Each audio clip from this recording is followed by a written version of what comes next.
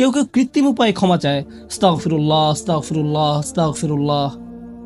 কারো কারো জন্য এটা এত নকল যে একবার আলী রাদিয়াল্লাহু তাআলা আনহু একজনকে এরূপ করতে দেখে বললেন, তোমার ইস্তেগফারেরও ইস্তেগফার প্রয়োজন, এর মাধ্যমে শুধু জিহ্বার ব্যায়ামই হয়, আর কিছু না। আমি এখন আপনাদের এমন একটি বিষয়ের কথা বলবো যা আমাদেরকে আল্লাহর নিকট ক্ষমা চাওয়া থেকে বিরত রাখে। বিষয়টা একজনের কাছে কতটুকু প্রত্যাশা করা হয় তার সাথে সম্পর্কযুক্ত।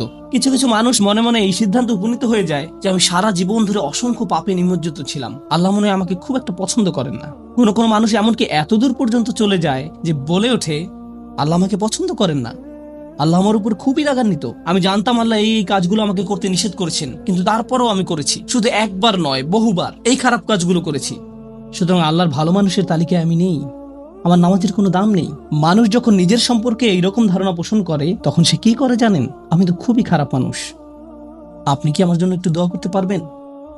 কারণ আমি ইতোমধ্যে দোয়া করার যোগ্যতা হারিয়ে ফেলেছি। এখন আপনাকে আমার জন্য দোয়া করতে হবে, কারণ আমি আশা করছি আল্লাহ অন্তত আপনার দোয়া কবুল করবেন। এটা হয়তো আমার একটা সুযোগ তৈরি হতে পারে, কারণ আমার কথা তিনি শুনবেন না। আপনাদেরকে আবার একটু পিছনে নিয়ে যাই। নূহ আলাইহিসসালাম কাদের কাছে আল্লাহর নিকট ক্ষমা চাওয়ার এই প্রস্তাব তুলে ধরেছিলেন? নূহ আলাইহিসসালাম কি এমন মানুষদের নিকট এই প্রস্তাব তুলে ধরেছিলেন যারা সারা রাত মসজিদে কাটাতো, যারা প্রতি বছর হজ পালন করতে যেত, রোজা রাখতো এবং অন্যান্য সৎ কাজ করত? না, নূহ আলাইহিসসালাম ক্ষমা পাওয়ার এই প্রস্তাব তুলে ধরেন ইতিহাসের অন্যতম একটি বিদ্রোহী সম্প্রদায়ের প্রতি, যারা প্রজন্মের পর প্রজন্ম ধরে বিদ্রোহী ছিল। তিনি তাদের বলেন, তোমরা যদি শুধু ক্ষমা চাও, আল্লাহ শুধু তোমাদের ক্ষমা করবেন তাই নয়, বরং তিনি তোমাদের জন্য আকাশের ধনভাণ্ডার খুলে দেবেন। নিজের সম্পর্কে এমন বলবেন না যে আমি অনেক দূরে হারিয়ে গেছি, যদি কিছু হয় তা হবে আমার মায়ের দোয়াতে বা অন্য কারো দোয়াতে। আপনার মনের এমন অবস্থার সুযোগ গ্রহণ করে শয়তান। মানুষের মনের হতাশাজনক পরিস্থিতির সুযোগ গ্রহণ করে শয়তান, আর এর মাধ্যমে তাকে শিরকে নিমজ্জিত করে। এই হতাশা শিরকের একটি দরজা।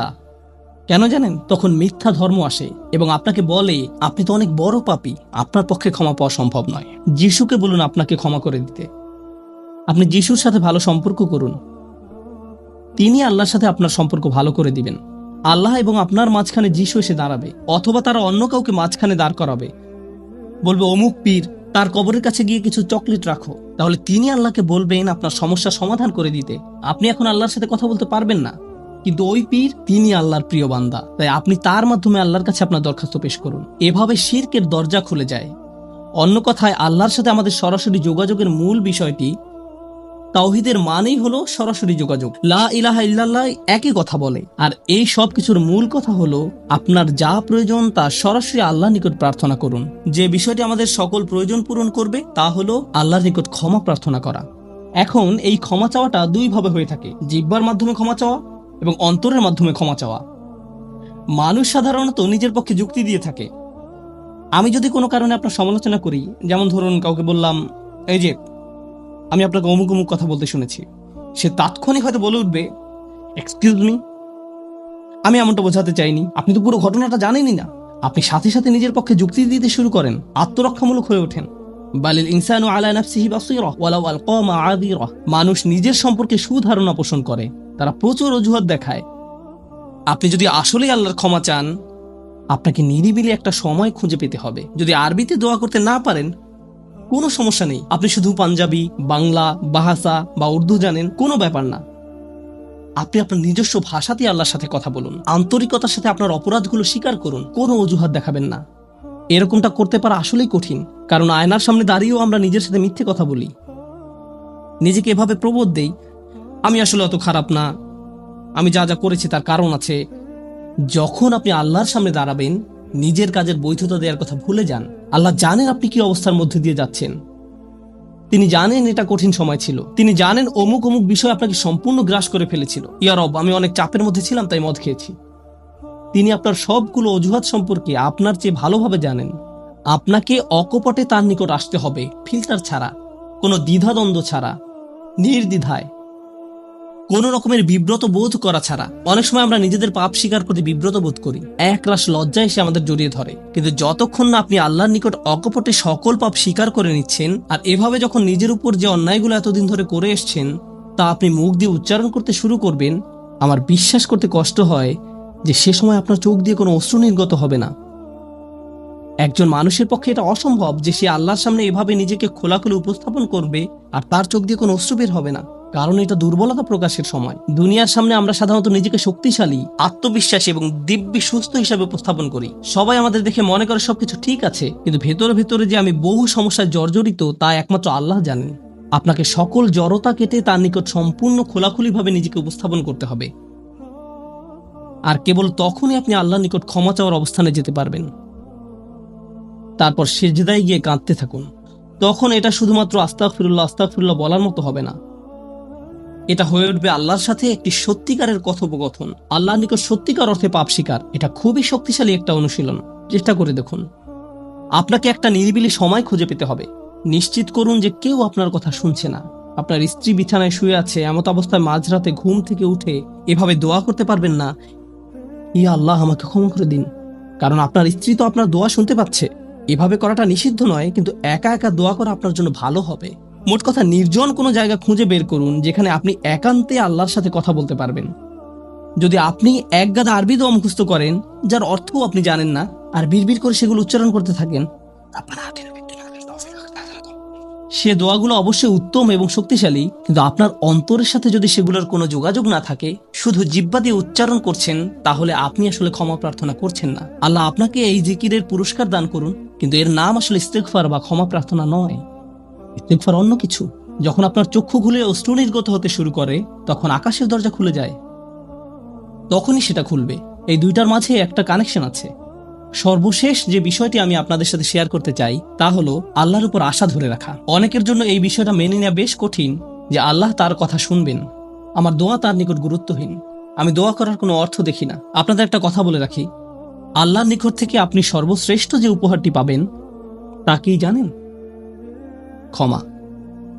এটাই সর্বশ্রেষ্ঠ উপহার। আপনি এটার মূল্য উপলব্ধি করুন আর নাই করুন, আর যা কিছু আল্লাহ আপনাকে দিবেন বলেছেন এর সবই অতিরিক্ত।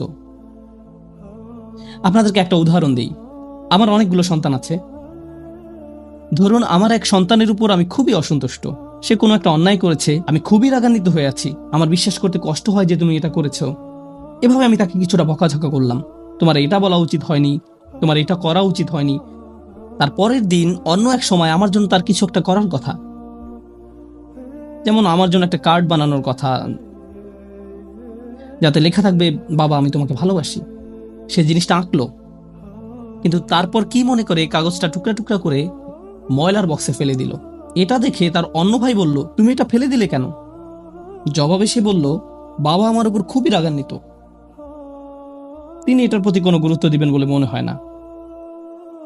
আমি যদি জানতাম যে সে বিষয়টাকে এভাবে দেখছে, তাহলে আমি কি করতাম? আমি কি এভাবে বলতাম যে হ্যাঁ ফেলে দাও? না, বরং আমি আবেগে কেঁদে ফেলতাম, কিভাবে তুমি ভাবতে পারলে যে আমি তোমাকে আর ভালোবাসি না? হ্যাঁ তুমি অন্যায় করেছো, তুমি ভুল করেছো, কিন্তু তুমি এখনো আমার সন্তান। তুমি 1000 বার ভুল করলেও আমি তোমাকে ভালোবাসবো। আমাকে ওই কার্ডটি দাও, আমি সেটা ফ্রেমে বাঁধিয়ে রাখবো, ময়লার বাক্স থেকে নিয়ে গ্লাসে আটকিয়ে রাখবো, সারা জীবন ধরে যত্ন করে রাখবো। কেন? কারণ আমি আমার সন্তানদের ভালোবাসি, তারা যতই ভুল করুক না কেন, এমনকি যদি তাদের আচরণ আমাকে রাগান্বিতও করে। এটা শুধু আমি এবং আমার সন্তানদের সম্পর্ক। কিন্তু আমি আমার আর সন্তানদের নিয়ে কথা বলছি না। এই উদাহরণের মাধ্যমে আমি কথা বলছি আমার এবং আল্লাহর সম্পর্ক নিয়ে। আমি ভুল করি, আল্লাহ এমনকি আমাকে বকাঝকাও করেন না। আমি ভুল করার কারণে তিনি আমার উপর বজ্রপাত করেননি, তিনি আমাকে জাহান্নামে নিক্ষেপ করেননি, তিনি আমার হার্টবিট বন্ধ করে দেননি। যখনই আমি মিথ্যে বলি, আমি বোবা হয়ে যাই না।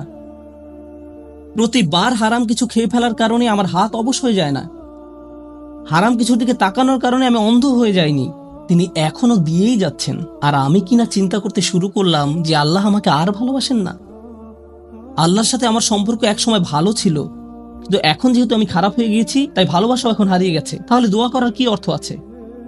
মনে রাখুন, আল্লাহর মতো কেউ আপনাকে ভালোবাসে না। আমি আমার সন্তান বা পিতামাতার প্রতি যে ভালোবাসা প্রদর্শন করি, তা আল্লাহ তাআলা আমার ভেতরে দিয়েছেন। আমরা এমনি এমনি কাউকে ভালোবাসতে সক্ষম নই। ভালোবাসা আল্লাহর পক্ষ থেকে একটি উপহার। যদি আল্লাহর দুইটি সৃষ্টির মাঝে ভালোবাসা এত দৃঢ় হয়, আমাদের পক্ষে কল্পনাও করা সম্ভব নয় যে আমাদের জন্য আল্লাহর ভালোবাসা কত প্রগাঢ়, যে আমাদের জন্য আল্লাহর ভালোবাসা কত গভীর। কেউ এর বিপরীত বললে তার কথায় কান দিবেন না। একমাত্র যে মনে করে আল্লাহ তাকে ঘৃণা করে, তার কোনো আর আশা নেই, সে হলো শয়তান। সে এটা বিশ্বাস করে। তার ক্ষমা চাওয়ার কোনো কারণ নেই, কারণ তার সকল আশা হারিয়ে গেছে। আর সে নিজের সম্পর্কে এটা মেনে নিয়েছে। এখন আপনি যদি নিজের সম্পর্কে এরকম মনে করেন, তাহলে কার পথ আপনি অনুসরণ করছেন? একবার চিন্তা করে দেখুন, যদি আদম আলাইহিস সালাম জান্নাতে থাকা অবস্থায়, আর জান্নাতের চেয়ে উত্তম কোনো জায়গা তো আর আপনার পক্ষে থাকা সম্ভব নয়, তারপর তিনি একটি ভুল করলেন আর আল্লাহ আযজা ওয়া জাল্লা তাকে দুনিয়াতে পাঠিয়ে দিলেন। এখন আদম আলাইহিস সালাম যদি এরকম চিন্তা করতেন, আমার এত বড় একটা ডিমোশন হয়ে গেল, আমি কিভাবে আল্লাহর সাথে আবার কথা বলবো? আমি তাকে এত হতাশ করার পর কিভাবে কথা বলবো? কিন্তু আল্লাহ তাকে শিখিয়ে দিলেন কি করতে হবে, কিভাবে তার অন্তর আবার ঠিক করতে হবে। রব্বানা যালামনা আনফুসানা ওয়া ইল্লাম তাগফির লানা ওয়া তারহামনা লানাকুনান্না মিনাল খাসিরিন। জান্নাতের তুলনায় দুনিয়া তো কিছুই না। তিনি জান্নাত থেকে দুনিয়ায় এলেন, এত দূর নেমে আসা সত্ত্বেও এখনো তিনি আল্লাহর নিকটেই আছেন। এই শব্দগুলোই আল্লাহর সাথে তার সম্পর্ক আবার জুড়ে দিল। দোয়ার উপর আস্থা হারাবেন না। এত দূর নেমে আসা সত্ত্বেও এখনো তিনি আল্লাহর নিকটেই আছেন। আন্তরিকভাবে আল্লাহর কাছে কিভাবে দোয়া করবেন তার প্রস্তুতি এখনই শুরু করুন। মনে রাখুন, আল্লাহ আপনাদের সবার দোয়া শুনবেন। উজিবু দাওয়াতাদ দাঈ ইযা দান, এই ঘোষণাটি রমজান মাসের। আমি আহ্বানকারীটাকে সাড়া দেই যখন সে আমাকে ডাকে। এটা আল্লাহর অঙ্গীকার। আর আমি আপনি 1 নম্বর যে দোয়াটি করব তা হলো ক্ষমা চাওয়ার দোয়া। আল্লাহ আমাদেরকে এমন মানুষে পরিণত করুন যারা সত্যিকার অর্থে ক্ষমা চায়। আল্লাহ আমাদের অন্তরে তার নিকট ক্ষমা প্রার্থনা করার তীব্র ব্যাকুলতা তৈরি করে দিন। আল্লাহ আমাদের অন্তরকে এমন নরম করে দিন যেন আমাদের চোখ দিয়ে অশ্রু নেমে আসে। আমরা যারা তার নিকট ক্ষমা প্রার্থনা করি, আমাদের সবার জন্য আল্লাহ আযজা ওয়া জাল্লা তার রিজিকের দরজা খুলে দিন। সর্বশেষ একটা বিষয় মনে করিয়ে দিতে চাই যে আল্লাহ আযজা ওয়া জাল্লা অনেক পথভ্রষ্ট জাতিকে ধ্বংস করা থেকে বিরত থাকেন। কেন জানেন? কারণ সেখানে এমন মানুষ রয়েছে যারা আল্লাহর নিকট ক্ষমা চায়। শুধু তাদের মাঝে এমন কিছু মানুষ রয়েছে যারা এখনো আল্লাহর নিকট ক্ষমা প্রার্থনা করে।